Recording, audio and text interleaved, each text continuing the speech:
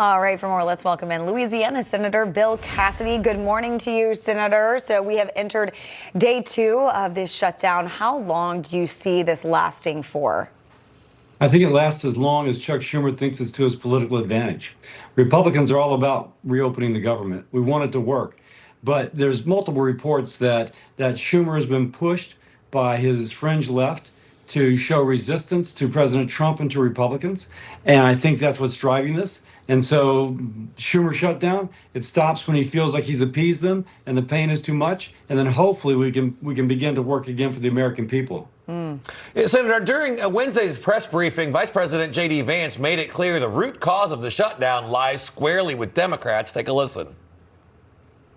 To the American people who are watching, the reason your government is shut down at this very minute is because, despite the fact that the overwhelming majority of congressional Republicans and even a few moderate Democrats supported opening the government, the Chuck Schumer AOC wing of the Democratic Party shut down the government because they said to us, we will open the government, but only if you give billions of dollars of funding for health care for illegal aliens.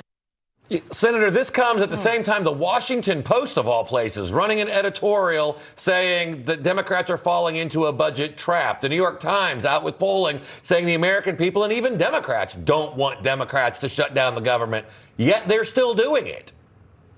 Yes. And by the way, that's why I say there's political considerations. Republicans, some moderate Democrats, want to reopen the government. Yeah. All we're asking for is 7 weeks of the current budget to continue to negotiate on things of importance to our country.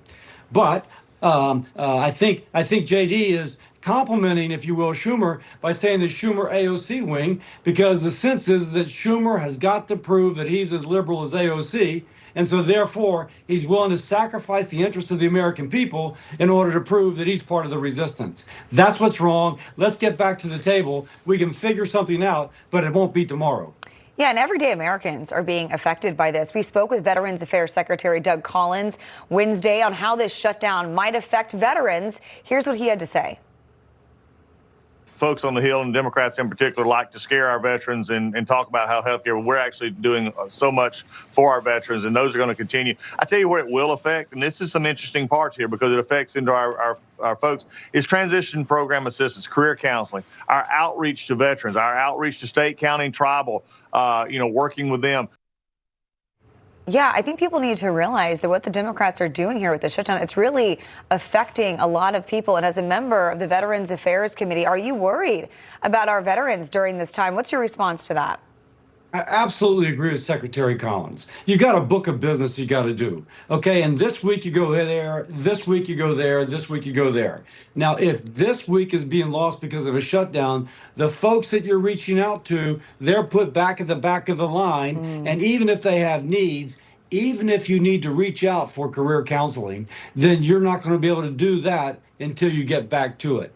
The veterans need not to have their care and service delayed. They need it now. Another consequence, byproduct of the Schumer shutdown.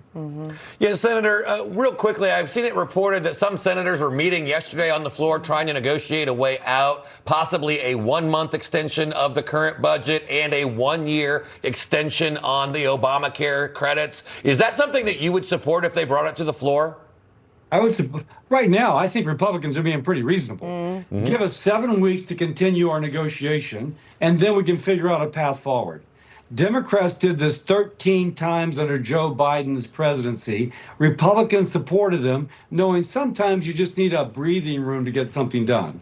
What's the difference between 4 weeks and seven weeks? Not much. And we could actually come to a deal within 4 weeks.